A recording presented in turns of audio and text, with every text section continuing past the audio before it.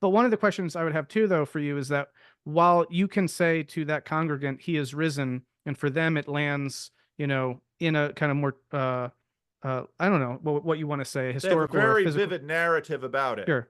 And that narrative includes most of the elements that are traditional. That's Yeah. pretty much where Lewis goes with respect to his ascension question in his Yeah. book Miracles. But yeah, But go on. now, if for that, let's say you also have in your congregation a Silicon Valley, tycoon who, is wrestling with all this stuff or whatever. If you, or if he were to say in his mind, or when he speaks the word and he says he is risen, and for him that means something like these profound archetypal patterns of birth and decay that constitute the nature of reality are at work in the symbol of Jesus in such a way that gives us hope and encouragement, yada yada yada, something largely metaphorical, right?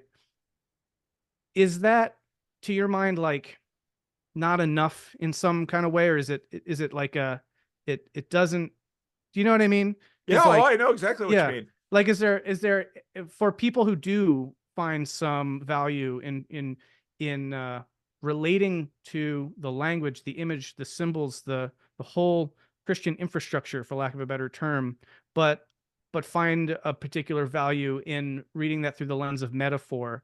I don't know, I guess the question would be something like, what is missing there, or like what's not enough in that, or yeah. There's a tax for having a big IQ and a lot of education. Then there it is in some ways. They're going to have to do a little bit more work in, because I think about, so I think about the eschaton. I think about the age to come. And I think about issues like purgatory. Purgatory is such an interesting question because it's like, okay, I bury with great praise. I try to bury honestly, but I'm not about to kneecap the grieving.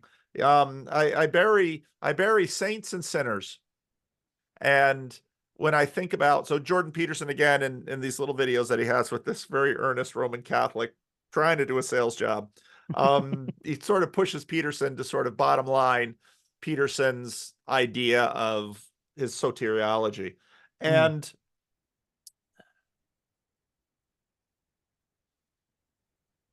And I don't know what the resurrection's going to look like. I really don't. I've thought about this at a variety of angles. In fact, conversation I had with Neil Plantinga, who was, it was a professor of mine at Calvin Seminary, and he needs to Related to write. Alvin?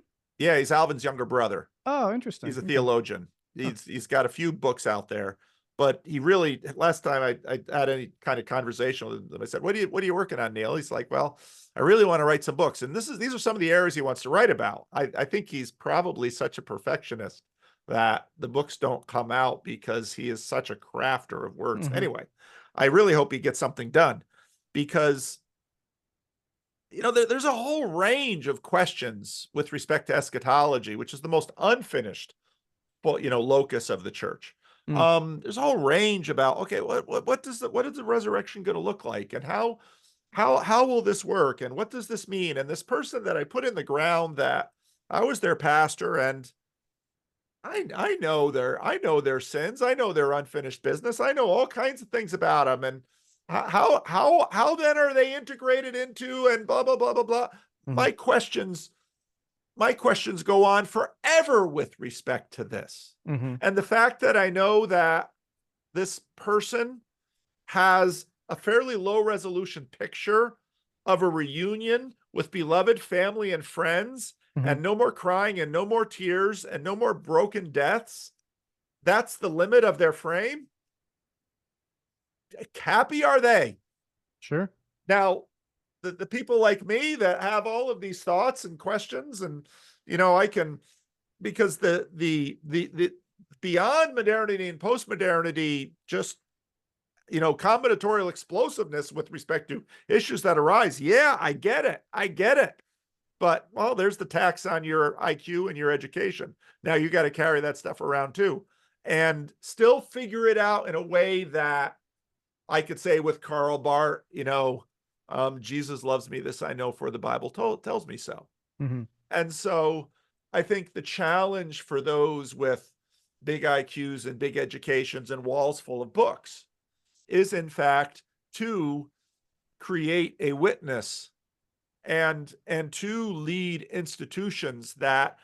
actually scale for people. Yeah. And now in a pluralistic world, don't just scale this way within a Mm. medieval village, but scale this way into an interconnected cosmopolitan world.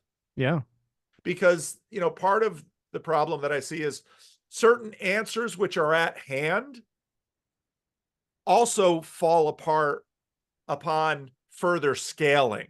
Sure. And Yeah. so even, it remains a journey for all of us. And I believe that, in the final day, when we are called to account for what we've done with what we've been given, um, you know, these questions Sure. will come to the podium as well. Hmm. And so, because if the answers I give cut the legs out from under the poor Mm. and their ability to, in whatever difficult circumstance they have, believe that Jesus has them well in his hand, Hmm. I will be called to account for that too. Hmm. And so, no, I think the person who's been blessed with all sorts of smarts and education and opportunity, they just like the person living out on the sidewalk out here has to work out their salvation in fear and trembling. Hmm. And they just got different challenges. And Yeah. I think God understands. Sure. Yeah, I mean, I think you're very right about like the additional tax that comes from that. But I also, I don't know, maybe there's something about I'm not sure exactly why I lean in more to the gains that also come from this. I guess because I've these are the things I've grappled with, so I do weigh them in the whole scheme of things as being net gains rather than net losses, which I tend to view through the lens of development or growth or maturity. Paul says, right, in well, you could probably tell me where he says it, but that you've been drinking sort of children's food before this, but now it's time for, and there's an element even in the tradition that there's sort of different gradations of these ways of thinking. And I think of something like puberty, right, where man, it was really lovely to be, carefree and kind of the childhood innocence that like Dylan Thomas talks about in that poem Fern Hill, of just, time held me, green and dying and all that stuff. Like there's a wonderful innocence to all that. But then there's also wonders to gaining maturity and learning about sex and, and relationships and all of that that would be developmentally inappropriate for younger times. But then that time comes and man, puberty sucks. But you get on the other end of it, and it's like there's also a lot of gains Yeah. there. And I think that there's a way of conceiving of these, whether they're deconstructions or collapses, but they're transformations. Yeah. And that yes, you lose something, but you also gain something. And I also think that just as for that kid, like the kid isn't ready for and doesn't need to be engaging with the stuff of adults at that time. That's not appropriate. Right. We can have different ways of languaging and articulating to different folks in different modes of life and all of that, so that we don't have to always be using the same way of understanding these things Yeah. to different people in the same in a way analogous to how people transform across the lifespan. Because I just want to, yeah, I don't want to give the impression that like there needs to be one message fits all, and we should be burdening a grieving widow with questions of eschatology or something like that. Like that's not the point. But I do think that uh, as people are acquiring, I don't know, more context that they have to integrate from their experience with these older ways of making sense of, in this case, the Christian tradition, that whatever church we have that scales needs to be able to fit them in, especially those folks I was talking about earlier, who a lot of which are crippled by the meaning crisis and Yeah. are most in the situation where there needs to be a language for them too, and Yeah. that is seemingly going to have to integrate those modern and postmodern things. And yeah, I think that it might not be the easiest route, and this the story I just gave, can attest to. It can be very, very difficult.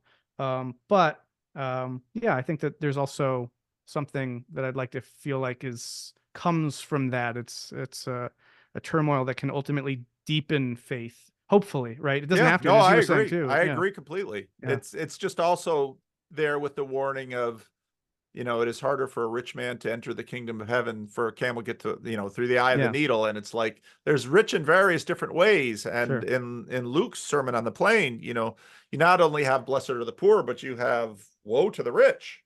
And so even though there's clearly I'm by no means telling people they should be stupid. God has given you intelligence and access and possibility, and you are very much supposed to. In fact, Christ demands that you use these things and pursue the kingdom with all of that you have. Mm, But understand that there's also there's a challenge there yeah.